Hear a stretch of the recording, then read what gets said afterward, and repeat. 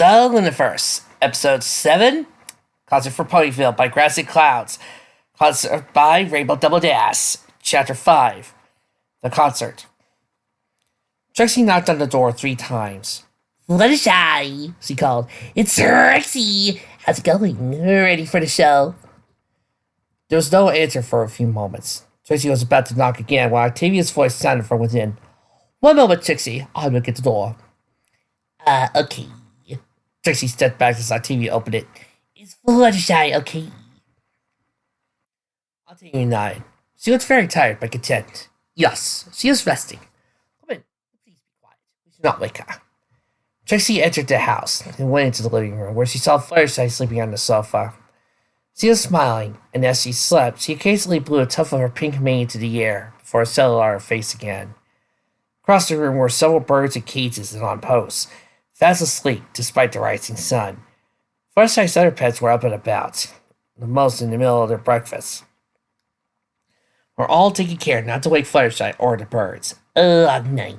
Trixie asked. We agreed that, in order to produce the best music possible, it was important for practice as long as we needed until Fluttershy's birds and Fluttershy had mastered the music. We did not finish until just before dawn. Adia was silent for a moment. To be honest, I was skeptical that she would agree to work so hard, but between my sensitive comments and whatever you said to her, she was willing. Marcella smiled gently. She was a strong pony. I know. Trixie smiled to herself. A lot of ponies might count her out early, but when it really matters, especially with her animal friends, she's tough. I'm not surprised she's mastered it all. Unicorn nodded as he levitated a dingy teacup to the sink. But if you're done, why are you still up? Octavia cracked a smile. In order for her to perform at her best, Fluttershy needed sleep. However, her animals also needed tending to. She insisted that, as she had worked so hard on Minecraft, that it would be fair for me to try my hoof at hers. She nodded in the bowls of food. She showed me a checklist, asked her pet rabbit to supervise me, and so she went to sleep after I took care of the various chores to the best of my ability. I only just finished. She insisted. Trixie blinked. She never heard Fluttershy insist on anything, excluding that strange Fluttershy from another dimension that had earned the element of kindness. How? Admittedly, very quietly, with more than a few apologies. Trixie couldn't help but chuckle at that. Octavia continued. Still, she was right on all counts. It would be hypocritical to support animal welfare in Philadelphia while neglecting those closer to home. So I did my best to care of the chores and let Fluttershy sleep and recover some of her strength. How did you do? Octavia blushed. I must concede that the rabbit found many reasons to correct me. Trixie giggled, familiar with an angel's burlesque forms of coercion. It is, she continued, a very intricate craft, and Fluttershy's knowledge of every minute detail of how to care for every animal in this residence, the individual diets, the exercise regimens, even the grooming sessions, is something I thought I could master if she gave me a month. But with the checklist she gave me, I was able to feed and check up on all of her pets. She smiled. I think her rabbit agrees. Trixie looked around, and sure enough, she saw Angel sitting at the foot of Fluttershy's couch. The bunny rabbit gave her a quick nod and resumed his vigil, while the other animals like the world's most adorable guard. Yeah, Angel will let you know if he didn't. Marcella tucked the wall clock. Still, we will need to wake up soon if she is to dress and prepare for the show. I can assist her.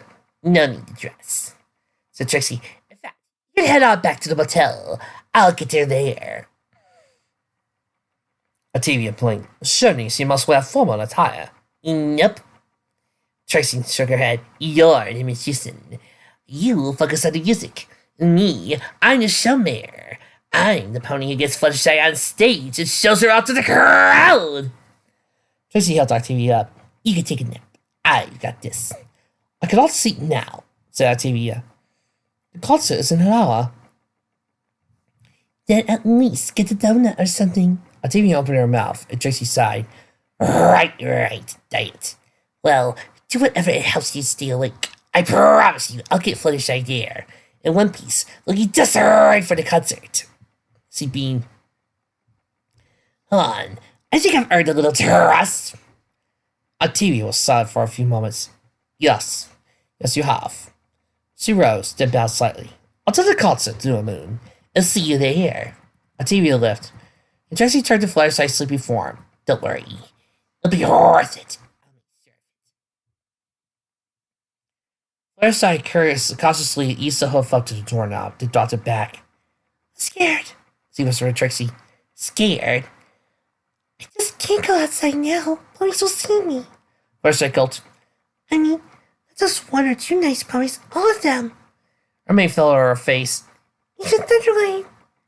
Thunderlane? Trixie blinked. Oh, what's wrong with him?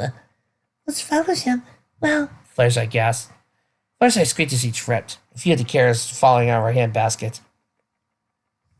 She had fixed a nice picnic lunch for Angel, was taking it to the backyard. But instead of reaching Angel, she almost fell on him. Oh, I'm sorry. Hey, you okay? Fluttershy looked up to see Thunderlane holding a big cloud. He paused, looking down at her. Need any help? Fluttershy squeaked, dropped the rest of the carrots and ran outside. You seem so clumsy, said Fluttershy. If he sees me again, he'll call me Fluttergrass, or Butterfly, or some other mean name. I just know it. Easy, said Trixie. She doubted Thunderlane even remembered the incident. She knew he wasn't holding against Fluttershy, but that wasn't important at the moment. They'll laugh at me if I go outside. Nope, insisted Trixie. They won't see you at all. Fluttershy pointed to decline, and Trixie beamed. Allow me to show you what the great and powerful Trixie can do. Abracadinky! Pegasus giggled. Abracadinky? Yeah. She wanted a few magical words for herself. But anyway, take a look at my frontlets hoof. Fluttershy squeaked. Then squeaked. Trixie had turned invisible while joking with Fluttershy. See? And no pony can see it now. Now, if you want, I can make you totally invisible as you walk through Ponyville. You'll be invisible to all. Trixie swept a still invisible hoof out, as if emphasizing the all. Not only that, but I, the great and powerful Dame Trixie Lunamoon, hero of Equestria, will be across the street, making a huge scene. Every eye will gravitate towards me, and not one towards you. First I smiled, but it quickly faded. That's nice, but I have to be visible for my bird friends to see me. And you also see me if my birds can't in. Trust me, interjected Trixie. I've thought this through. She smiled gently. I promise that you won't need to show yourself to any pony if you don't want to. She classified herself. You can't trust me. Fluttershy shut her eyes, but not. Great! I'll cast my spell on you, and we can get going.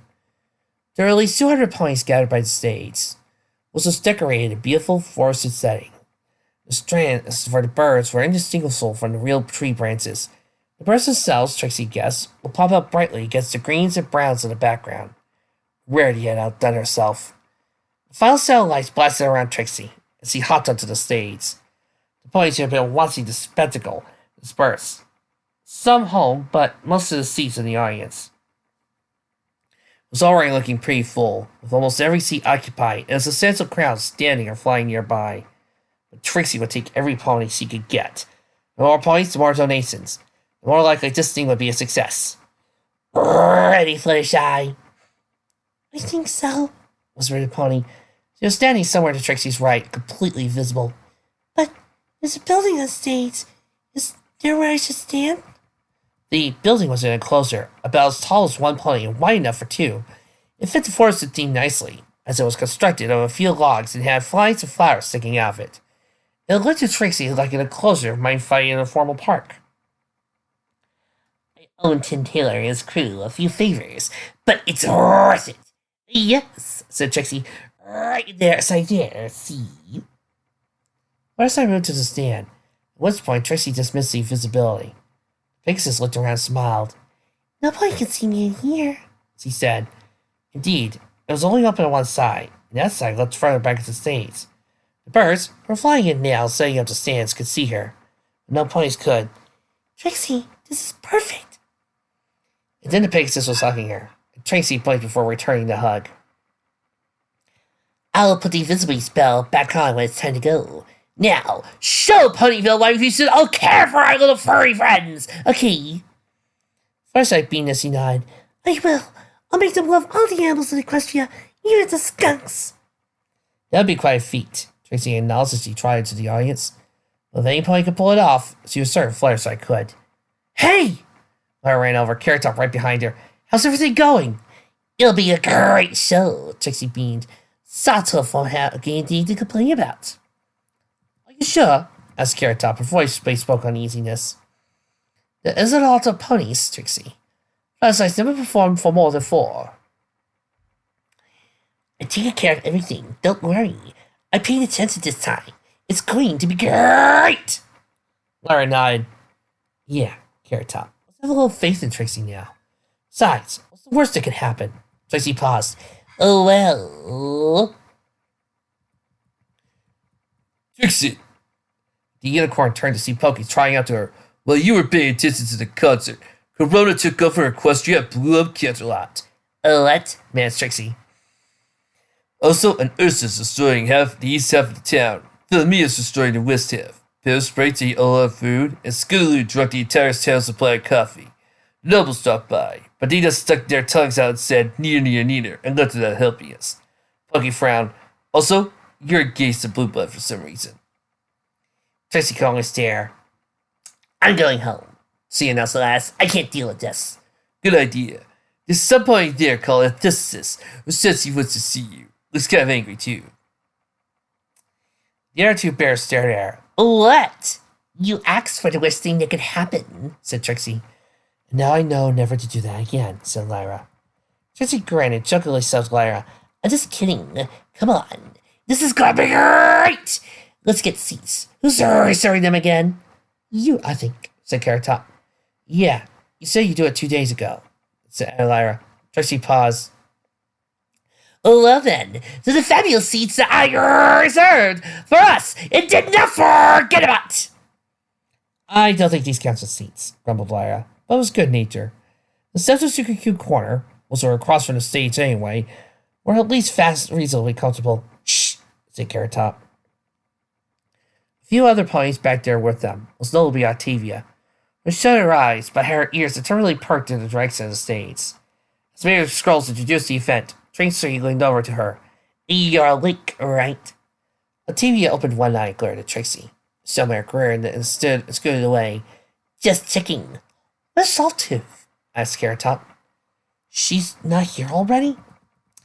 I don't know, said Trixie. She's so new, I don't know what she looks like. The birds chirped loudly for a few moments, quieting the cheering audience. Fluttershy began to play. Trixie wasn't good at understanding music, so he couldn't pick out melodies or themes, or anything like that, but the music sounded beautiful to her.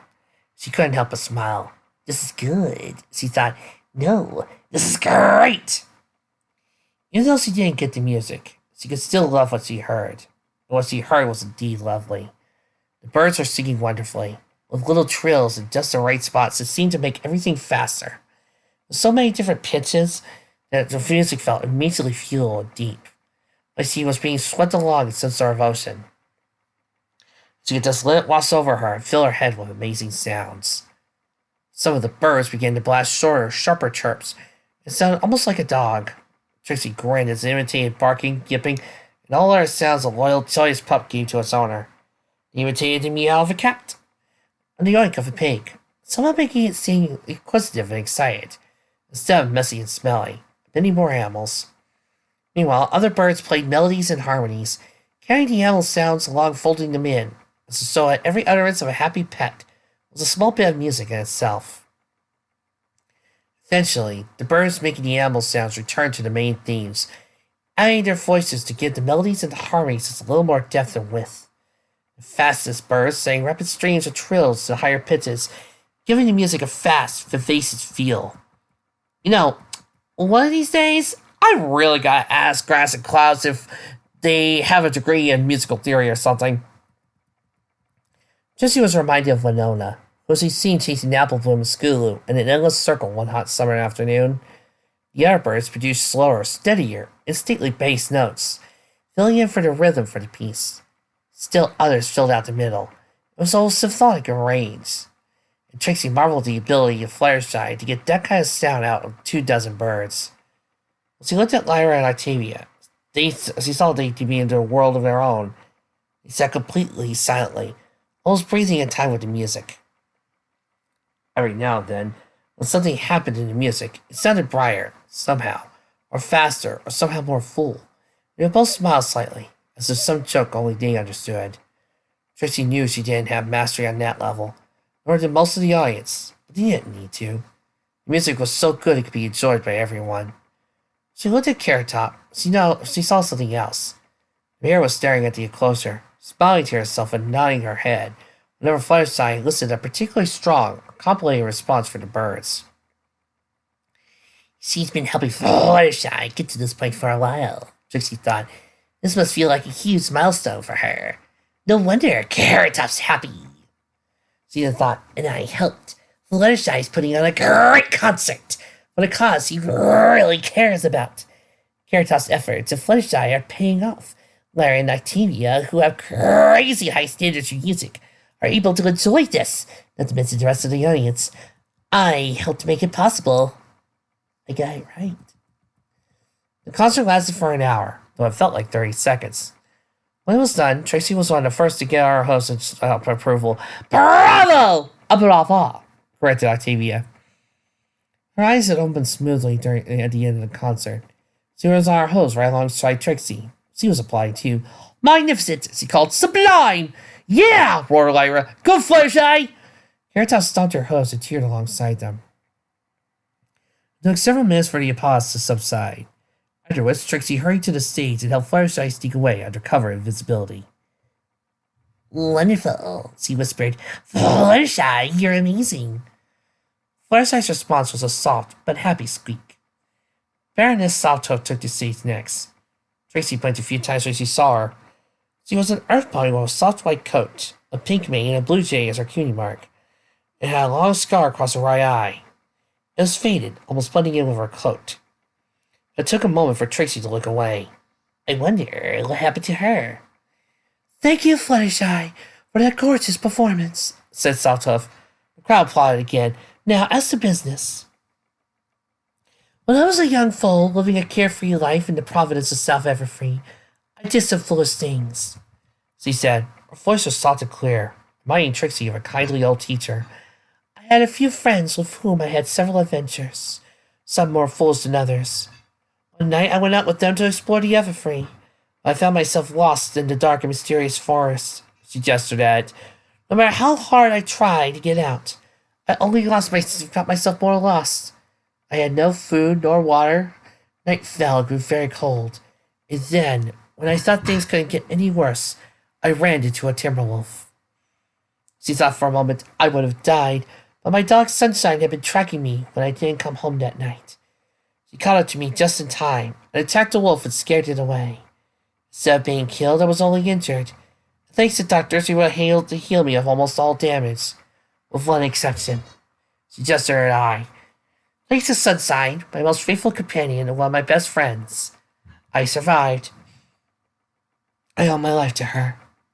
At first, I was so thrilled to be alive, I began to wonder what would have happened if my dog had been the one to been injured. We didn't have a vet clinic in town. If my dog had gotten hurt helping me, I would have been healed, but not him. My savior would have languished in pain, nobody able to help him.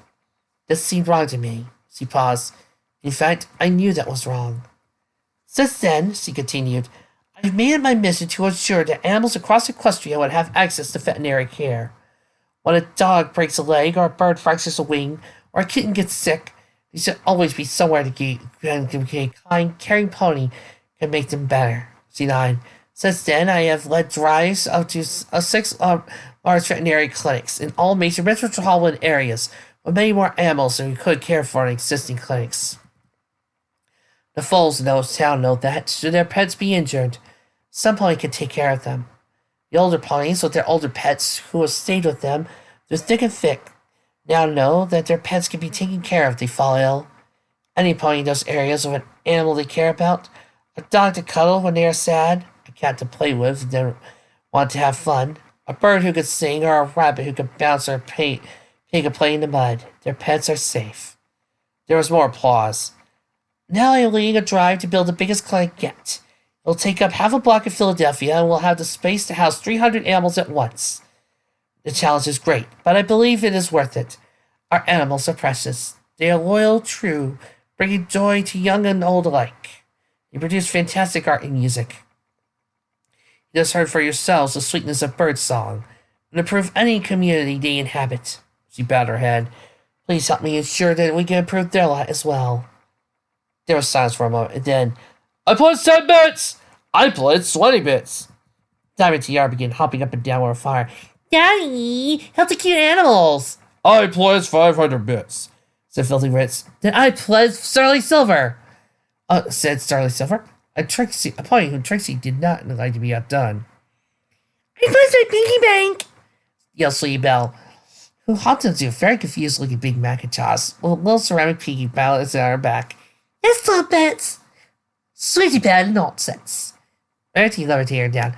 I'll put in 12 bits for you, and for myself, shall we say 30? Sato was seen and taken aback by a sudden rush of support. She said, thank you so much. There are donation forms on the front stage, please. The crowd swarmed them.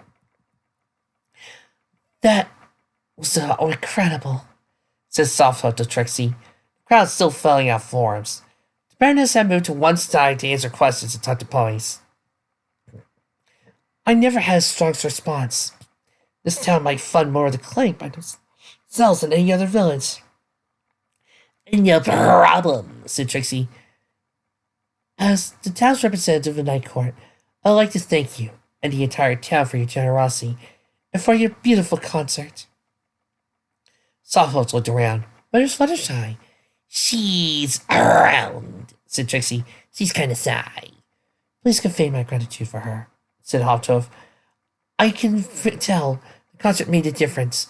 Inform her that if she wants to do more concerts, I would be happy to bring her to any locations on my tour. All expenses paid. She is more than worth it. I'll let her know. Sato smiled at Trixie. I need to get back to the crowd. Thank you again. Then she turned to Sparkler, who was smiling brightly, seemed very eager to donate some money. Then she grinned to herself and trotted away. The showmare found Fluttershy lurking in an alley. But she wasn't alone either. A taller, orange-colored Pegasus was embracing her. That was lovely, dear, said the newcomer. You've made me very proud. Trixie's eyes widened. Justice Fragrant Posy. The Justice wasn't wearing any formal clothing or jewelry. She had no attendants, and even her bearing seemed relaxed. It was coincidentally the Duchess of Cloudsdale, Fluttershy's aunt. I didn't know she'd be here. Well, okay, her niece's debuted, so maybe I should have expected it. But she could have written ahead. Fluttershy said in a quiet but happy voice. I'm glad you liked it, Auntie. Trixie tried to back up, but bumped into the water barrel and fell on her flank as the two turned. Fragrant looked puzzled, but Fluttershy smiled. Trixie, it was wonderful. Thank you for your help. She sounded incredibly joyous, soft voice bursting with glee. That was fantastic. Now all those animals will be saved and helped and loved. Oh, Trixie, it was wonderful. I'm glad. Then Fluttershy was nuzzling her. I couldn't have done it without you, said Fluttershy. Trixie blushed. You were behind all this. This is Posy looking to the crowd, still sorting Softfoot's donation forms, and back to Trixie.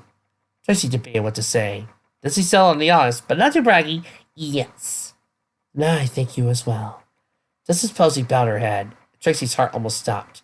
You've done a lot for my niece. I think I speak for both of us when I say how grateful we are. The showmare didn't know how to respond. Fluttershy nuzzled again as he blushed. Yeah, she thought as he wound up embracing Fluttershy in a hug. Everything went off perfectly. I held Octavia and Fluttershy and all the animals. I am a good friend. Yeah, Trix, you are.